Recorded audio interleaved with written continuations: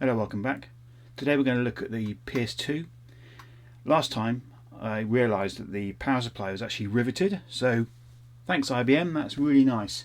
So therefore, in an effort to rage against the machine, the corporate machine, I'm going to drill the sucker because I refuse to be locked out of my own power supply.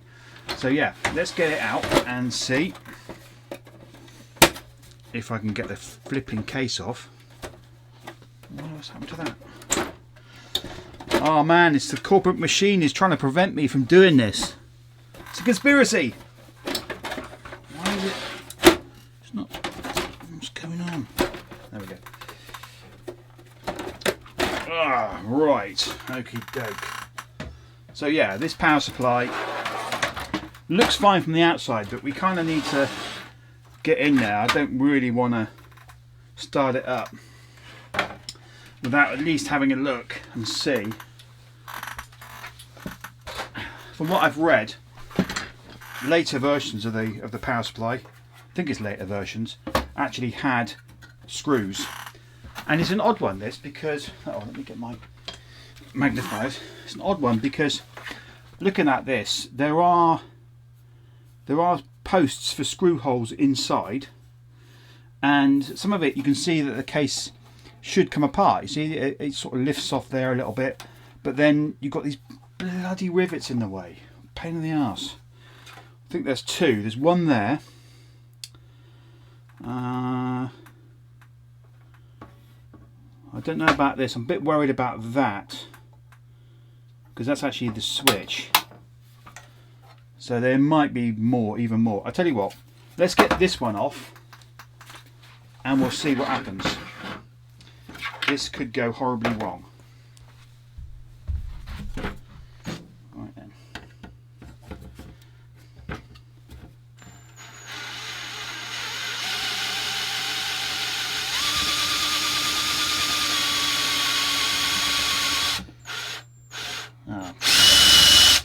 Of course, inevitably the thing is turning. Oh, what a pain.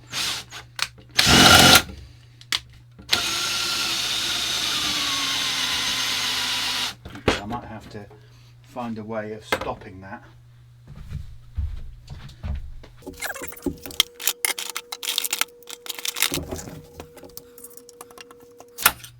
No. I'm not sure there's enough there to actually grab hold of it.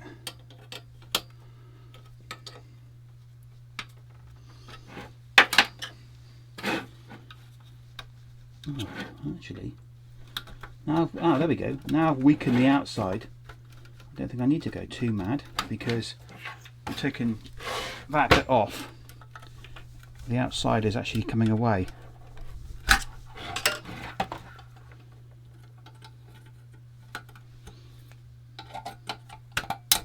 Cool. Well, that was easy. That's one of them off. There's obviously the remains of it there, but maybe I can sort of wiggle that around a bit. I wonder if I need to. I've got a smaller drill bit. Maybe we try that.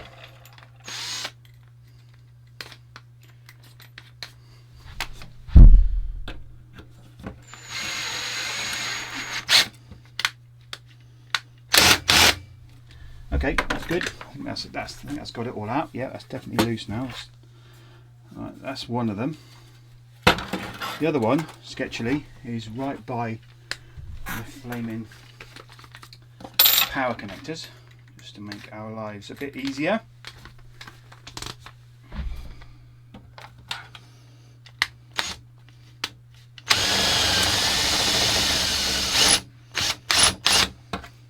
Oh, that came off really easy. Okay, that's good.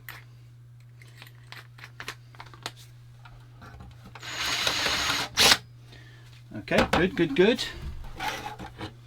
Right, those two off. Let's see what opening up potential we have. Ah, okay, the switch will come away there. So maybe the switch itself is on a... Okay, oh dear, that's fallen off. Maybe the switch itself is on enough of a cable to move things around. So that comes out the bottom there. Yeah, there's a couple of like little indents there to maybe to help the unit clip down. There we go. Ah, there we go. That was reasonably straightforward. Okay, so that's the beast. Let's have a look and see. I'm looking for the ubiquitous reefer caps. And there is one down there, but actually it looks fine. Let me show you. So there's a reefer cap down there, or rather there's a filter cap, I should say, down there. It looks to be a more modern design. I don't think that's one that's going to suffer from explodingness. Okay, so the capacitors, there's a massive cap there, but that looks okay. It is quite dirty, but you'd expect that. The fan sounds perfect. It's moving freely. I think the idea now is to just give it a bit of a clean and see what happens. There is a lot of dust and gunk.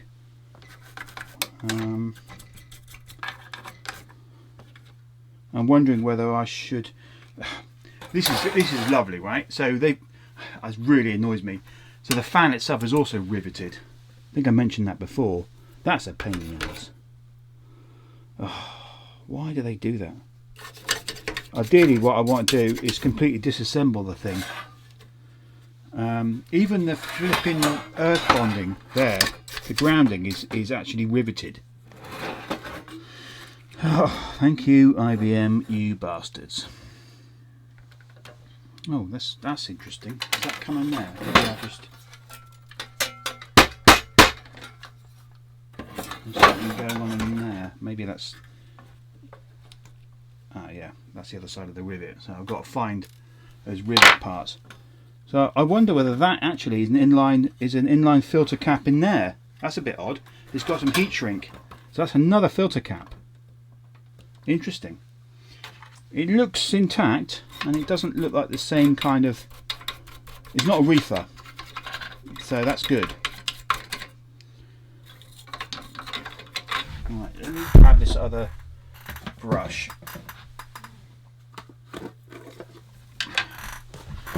I've got this thing here, so I'm just going to shove that down there and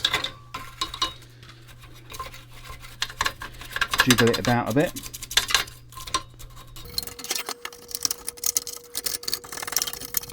The bottom of the power supply case is quite rusty.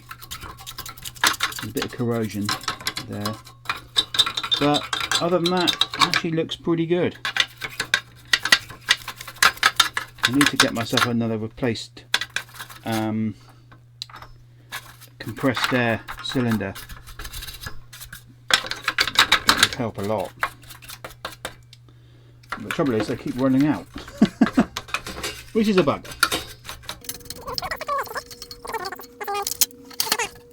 Some inductors there, that's probably quite sensitive, so mechanically so. I don't want to mess about too much. Although this is a soft brush. Right, okay, I'm going to take this outside and give it a blowout as best I can. When I was looking at it, I wondered whether these things here, covered in a sort of red wax or plastic, whether I could dig it out, and actually I have successfully dug it out, and that fits lovely, but it's so it's impossible to turn, and I'm wondering what advantage I would have. I'm thinking that with that, if I undid those three rather, then the power supply actually has these little sort of indentations there, so it rests against it. But it's so difficult to turn, and I'm not sure what advantage I'd get. I mean, I want to get it all out and completely clean, but I think I might break it. I think I might break it before I manage to reassemble it. I think I've noticed that on here there's quite a bit of not damage. Those cables have been quite badly crimped, so I'm not sure what's happened to that. I don't think that was me, but you never know, it might have been. So, does this go back together enough to test it?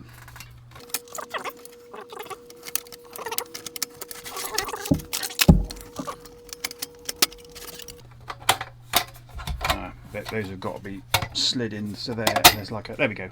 So that does clip. I mean, yeah, it's missing a couple of rivets, but it's probably safe enough for it to test it like that. He says, slightly nervously. What could possibly go wrong? So that's it, kind of installed. I mean, the annoying thing is those connectors are very similar to the XT power supply, but it's not. It is actually different. So I thought, oh wow, just replace that with a known good power supply unit, but nah, it's not the same pin out. Anyway, whatever. One thing I don't have is the what do you call it? The sort of connecting. What's that there? Oh yeah, the connecting rod. So in order for the power to work, that goes up and down, and there's supposed to be a metal rod that goes onto there. So logically, if that's in there and solid, that's the off position. So that must be off. You do that, and that goes forward. So the only thing it can do is that. So it would be that. So that would be on. That would be off. Okay.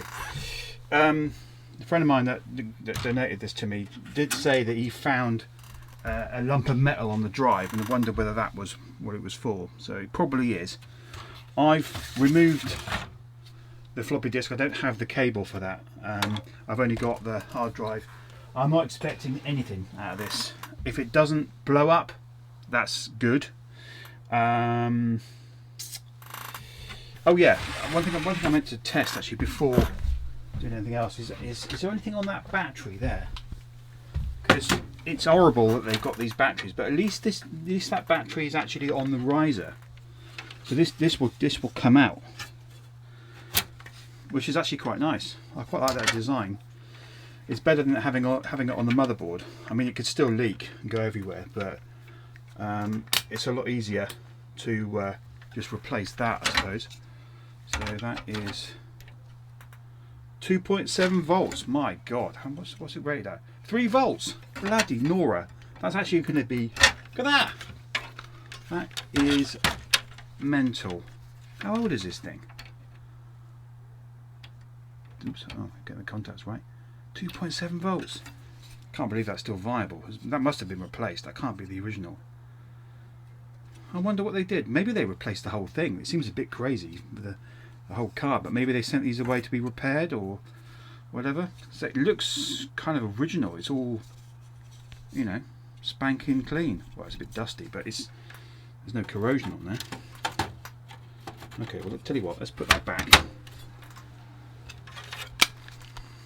I don't believe these things have any resident BIOS, so you have to load the BIOS settings and stuff off a disk. Anyway, we're way off that yet. What am I going to do? So I'm going to keep the hard drive unplugged for now, connect it up to a monitor. What's handy is that these things are, the PS2 one it has a SVGA connection, which is really good. Just makes life a hell of a lot easier in modern times. If I can get the thing in, it's quite badly corroded. Oh no, it's not one of those silly. Oh, of course, I remember now. Yeah, it's one of these stupid ones where you have the pin that is actually obscured there. That's very annoying. Hang on a sec. So as mentioned on the PS2 SVGA connector, one of the pins is actually blanked off in this socket here, which means that if you've got a IBM branded monitor, it goes straight in. If not, it doesn't work, which is really annoying. So yeah, I guess it means you could plug in a IBM monitor into another computer. That's fine, happy to buy that if you want to buy it from IBM, brilliant.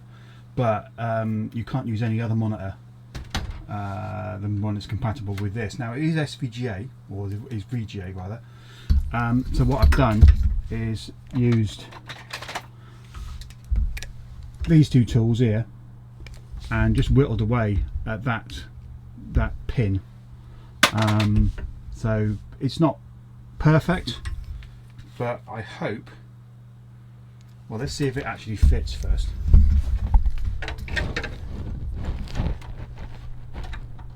We bent those other pins. There we go. Oh, it fits in nice. Okay, so I think that's all we need to do at this point. And I have to make sure, maybe I label that cable up and say, right, this is the PS2 end.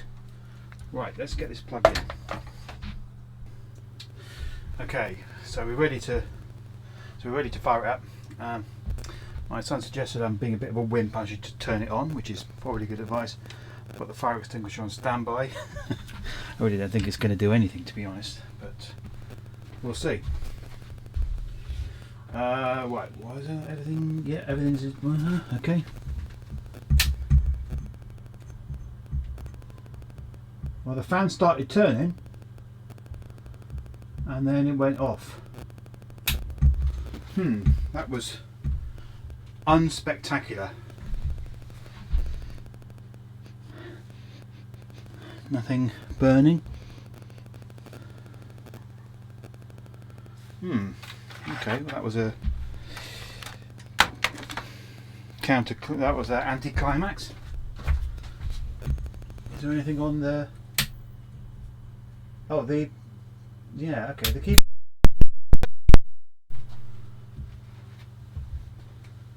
Okay, well that went bang.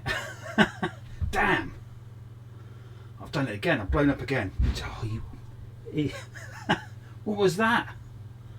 Right, hang on, I'm going to investigate. Oh, that really smells. Whoa. There you go. That's the problem. Bloody tantalum cap's gone again. Oh, it's a curse. Absolute curse. That one's gone up quite well, but that is so annoying. Oh dear, oh dear. Right, I have to get this out and see. So there's a bunch of screws here. Take these off, and then we'll get the board out.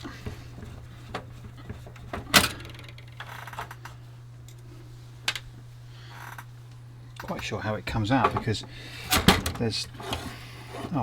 Okay. Right, it's just giving up the secrets. So it looks like that front bit does actually leave it off.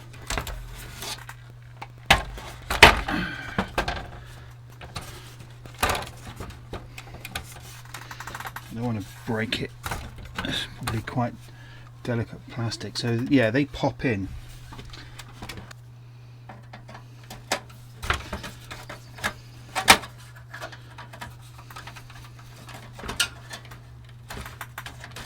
Right.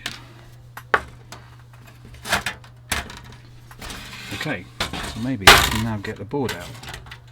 Slide sideways. Not quite.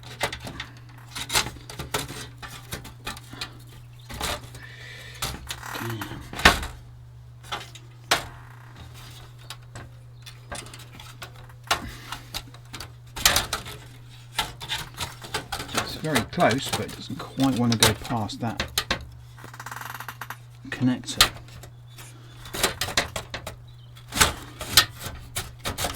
There we go, it does actually come, you have to be a bit more forceful with it. Right, okay, flipping heck.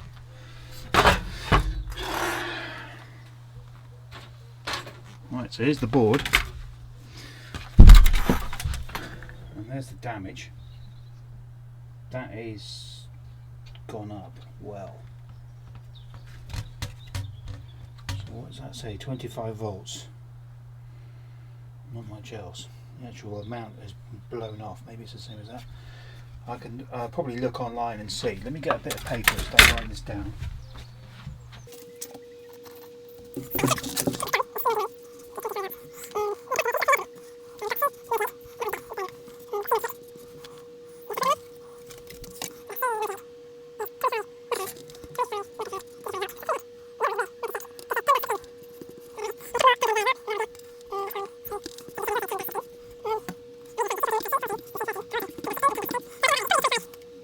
Microfarad. So C99 is the one that went. This 25 volt, 25 microfarad, but it's slightly weird.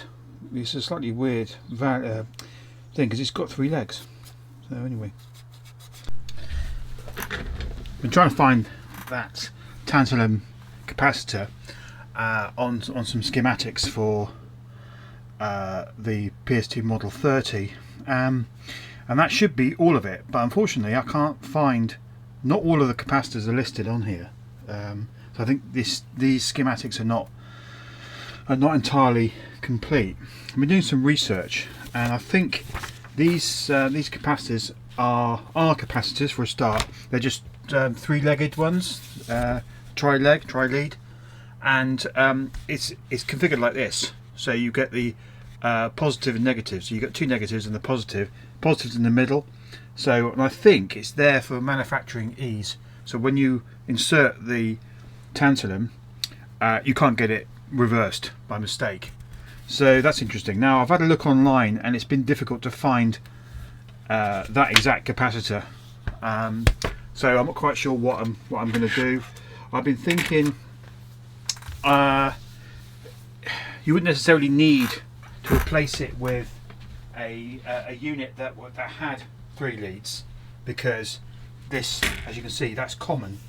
So you only actually need a 2-leaded one as long as you get it around the right way. So I'm thinking maybe I either do that, or maybe quicker, I could replace it with an electrolytic. It's not ideal, but it might I might be able to do it quicker. So if we have a close-up look at that cap C99,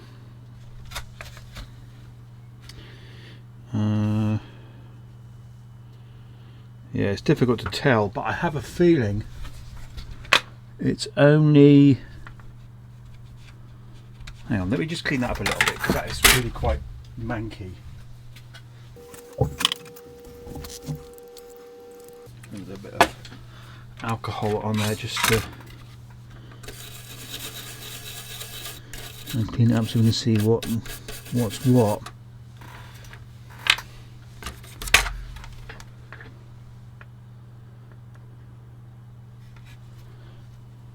Yeah, difficult to tell. There's definitely a lead on there, which would be one of the negatives.